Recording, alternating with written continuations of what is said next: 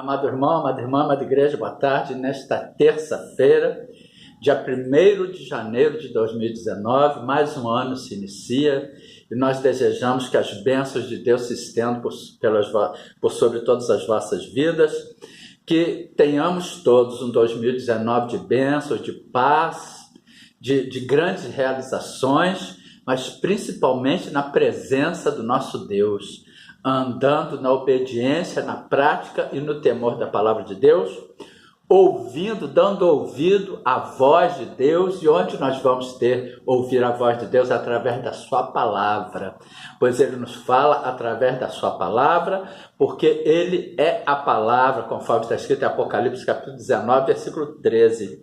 E estava vestido de uma veste salpicada de sangue, o nome pelo qual se chama é a palavra de Deus.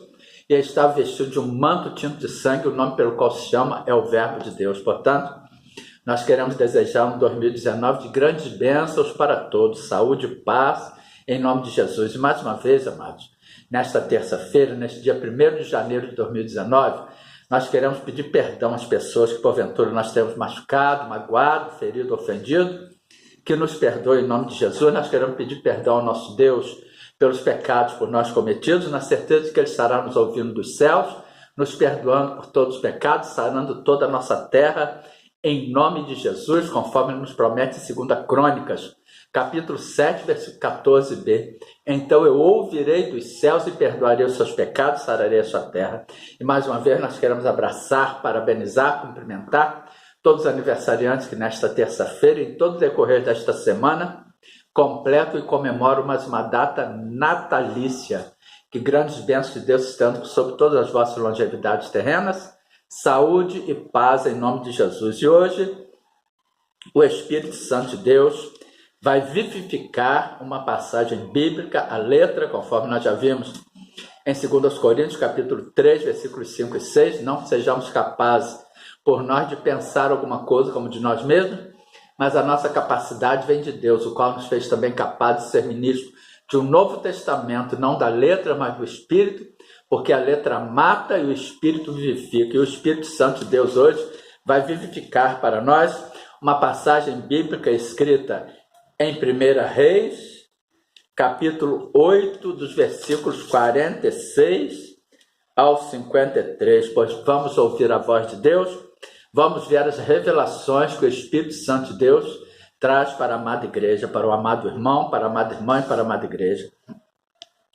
Quando pecarem contra ti, pois não há homem que não peque, e tu te indignares contra eles, e os entregares nas mãos do inimigo, para que os cativarem, os levem em cativeiro, a terra do inimigo, quer longe ou quer perto. Portanto, quando pecarem contra ti, nós pecamos, nós erramos, nós falhamos, nós devemos entrar na presença de Deus e pedir perdão, como nós sempre começamos a nossa oração, a nossa pregação, pedindo perdão às pessoas, pedindo perdão ao nosso Deus, porque aqui está escrito: pois não há homem que não peque. Todos nós pecamos, amados.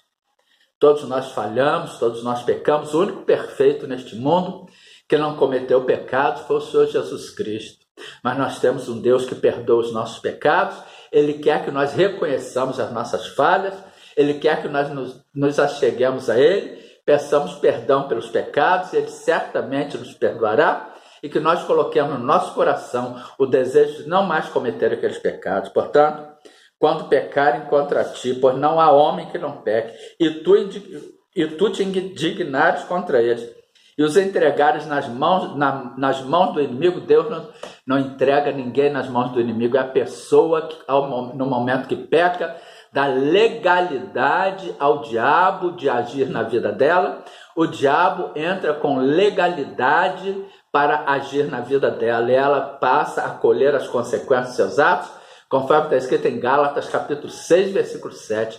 Não erreis, Deus não se deixe escarnecer, porque tudo que o homem semear, também ceifará, para que os cativarem, os levem em cativeiro à terra do inimigo. E a pessoa que está pecando, a pessoa ela é cativa de Satanás, ela é cativa dos demônios, ela é levada à terra do inimigo, ela é levada àquele contexto do pecado, ela fica presa àquele contexto do pecado, à terra do inimigo, à terra de Satanás e os seus demônios. Mas nós temos um Deus que é misericordioso, e se nós entrarmos diante dele pedindo perdão, ele certamente nos libertará. Quer longe ou perto esteja, portanto, vai depender do pecado que a pessoa cometer, da dimensão do pecado que a pessoa cometer, mas Deus não vê a dimensão, não olha para a dimensão de pecado. Não existe pecadinho e pecadão, existe desobediência a Deus e a sua palavra. Portanto, o inimigo vai ter legalidade para agir na vida da pessoa.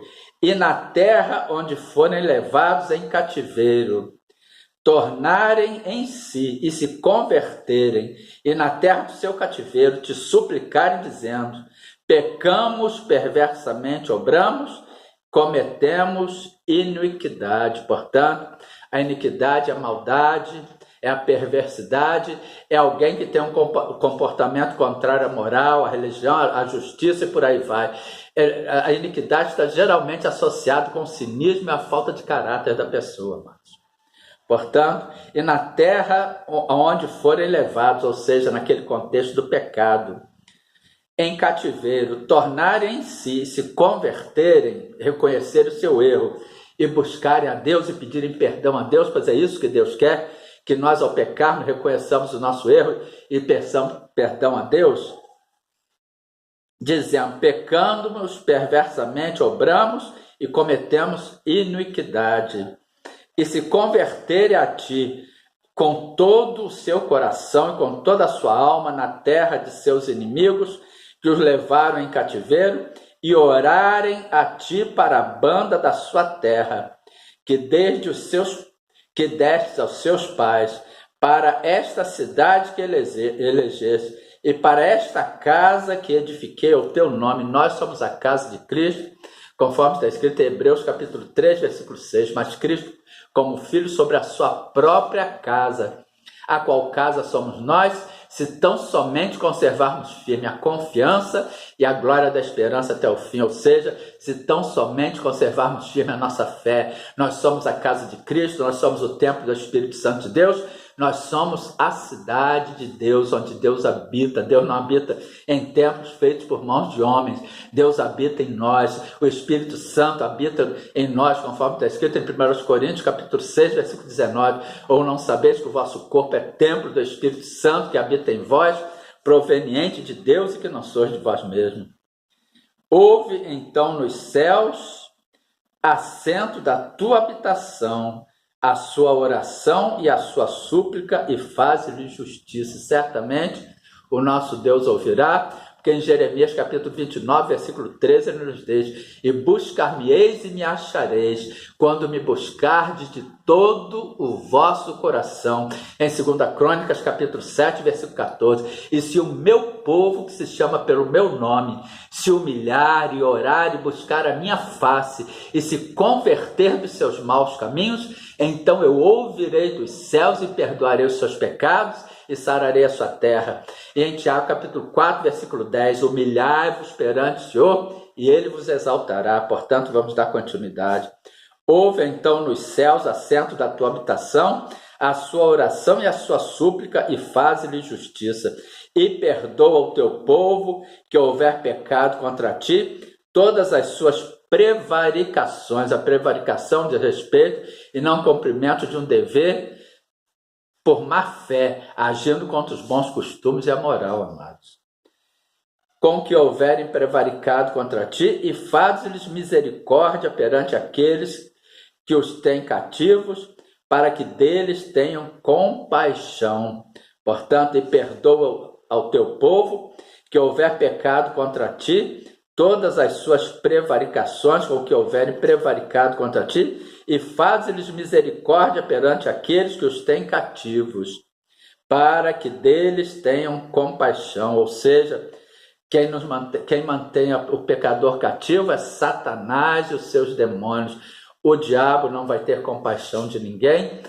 A função dele, conforme está escrito no Evangelho de João, capítulo 10, versículo 10, o ladrão não vem senão a roubar, a matar, a destruir. Aí Jesus diz, eu vim para que tenham vida e a tenham com abundância. E quem tem compaixão de nós é o nosso Deus. O inimigo, ele não tem compaixão. Este inimigo aqui, que é Satanás e seus demônios, porque em Efésios capítulo 6, versículo 12, está escrito, porque não temos que lutar contra carne e sangue, mas sim contra os principados, contra as potestades, contra os dominadores deste mundo tenebroso, contra as hostes espirituais da maldade nos lugares celestiais. Este inimigo aqui a que se refere não é o homem, não, é Satanás e seus demônios. Porque são o teu povo e a tua herança que tirastes da terra do Egito, do meio do forno e do ferro. A terra do Egito é a terra do pecado, é a terra da escravidão pela prática do pecado, e nós fomos tirados pela misericórdia do nosso Deus, porque são o teu povo e a tua herança. E nós, os eleitos e escolhidos de Deus, nós que fomos, conforme está escrito no Evangelho de João, capítulo 15, versículo 16, não me escolhestes vós a mim, mas eu vos escolhi a vós, e vos nomeei para que vades, deis fruto, e o vosso fruto permaneça, a fim de que tudo quanto em meu nome pedis ao Pai, Ele vos conceda.